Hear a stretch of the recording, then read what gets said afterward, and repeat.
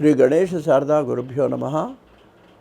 సాయి చరిత్రలో భాగంగా ఈరోజు మీకు నేను చెప్పదలుచుకుంది ఏంటంటే, చాలామంది అప్పుడు నమ్మారు ఇప్పుడు నమ్ముతారండి. షిరిడీ ప్రవేశం జరగాలంటే సాయి అనుమతి లేనిదే జరగదు అనేది ఆ కాలంలోనూ నమ్మేవారు, ఈ కాలంలోనూ ఆయన అది చెప్పందే కనుక వీళ్ళు ఏదైనా కనుక చేయాలని చెప్పి చూస్తే జరిగేది కాదుటండి. ఇప్పుడు కూడా అంతే చాలామంది. అలాగే కాశీ ఒకటండి. కాశీ కూడా ఆ విశ్వేశ్వరుడు అనుగ్రహాలు లేదా మనం ఎన్నిసార్లు వెళ్ళాలనుకున్నా వెళ్ళలేము. కొన్ని క్షేత్రాలకి ఆ దైవం యొక్క అనుమతి లేదే మనకు ప్రయత్నం చేసినా జరగదండి. అందువల్ల మనం ఏం చేయాలి? ఆ దైవాన్ని ప్రార్థించాలి. అందుకనే ఎన్నో విషయాల్లో మనకు తెలుస్తుంటుందండి. ఆయన ఒకటే అంటాటండి, ఆ రోజులో అనేవాట బాబా, నా మనుషులు కానివారు నా వద్దకు రాలేరు. అంటే ఏంటి? పైకి ఆడంబరంగా నేను ధనవంతుడున్నాను టాంగాలోనో వస్తే ఆయన అసలు మాట్లాడేవాడు కూడా కాదు, వాళ్ళతో వెళ్ళిపోమనేవాడు. అందువల్ల ఏంటి? ఆయన ఎందు ప్రేమాభిమానాలు గలవాడు, ఆయన ఎందు విశ్వాసం కలవాళ్ళకు మాత్రమే ఆ సిద్ధిలో ఆయనకి ప్రవేశం ఉండేది. ఏమంటే అలా అంతేకాదండి, ఆయన అనుమతి లేదే విడిచిపెట్టి వెళ్ళటానికి కూడా లేదుటండి. ఈ రెండు జరిగినాయి సాయి చరిత్రలో మనం చూసినట్లయితే. ఎందుకని అన్నట్లయితే అలా వెడితే వీళ్ళు నష్టపోయినటువంటి సంఘటనలు కూడా ఒక ఆయన చాలాసార్లు కొన్ని జరిగినాయిటండి. ఒకసారి ఐరోపా దేశం నుంచి ఒక ఆయన వచ్చేటండి, షిరిడీ నుంచి వెళ్ళటానికి అనుమతి అడిగట. ఆయన అన్నట్ట, బాబా ఈరోజు షిరిడీలో ఉండి రేపు వెళ్ళండి మీరని చెప్పాట ఈయన బాబా ఆ విదేశీ యాత్రికుడికి. చెబితే ఆయన ఈ భక్తి విశ్వాసాలు తక్కువ అండి.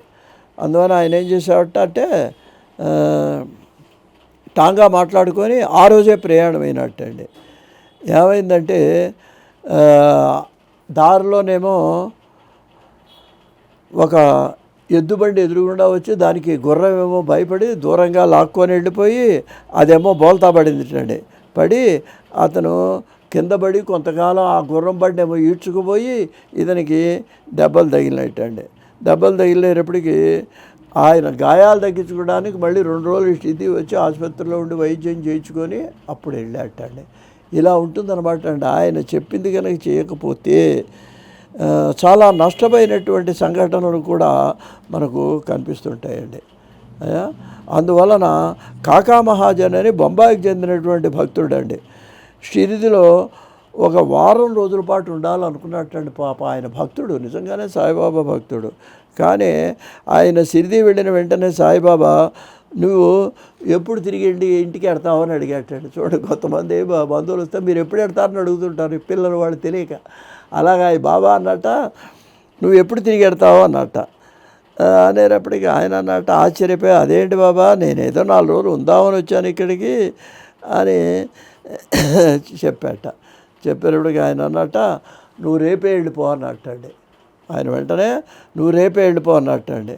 వెంటనే ఆయన పాపం వెంటనే బయలుదేరి వెళ్ళాడండి. ఆ కాకా మహాజని తన కార్యాలయానికి ఆ యజమాని తన కోసం చూస్తున్నట్ట. ఆయన అస్వస్థుడైనట్ట. ఈయన ఎప్పుడు వస్తాడా అని ఎదురు చూస్తున్నట్ట. ఆయన చాలా సంతోషపడి, నువ్వు ఇవాళ రాకపోతే నేను ఆఫీసులో చాలా ఇబ్బంది పడేవాడిని, నువ్వు చాలా సమయానికి వచ్చావని ఆయన మెచ్చుకున్నట్ట. అందువల్ల మనం గమనించాల్సింది ఏంటంటే, ఆయన యొక్క చరిత్రలో మనం చూసినట్లయితే ఆయన చేసే పనులు మనకు అర్థం కావగానే ఆయన అనుమతి లేనిదే మనకు ప్రవేశము ఉండదు, ఆయన అనుమతి లేనిదే మనకు వెళ్ళటం కూడా ఉండేది కాదని ఆ రోజుల్లో వాళ్ళు చాలామంది భక్తులు మనకు ఈ చరిత్రలో మనకు వివరించడం జరిగింది. స్వస్తి.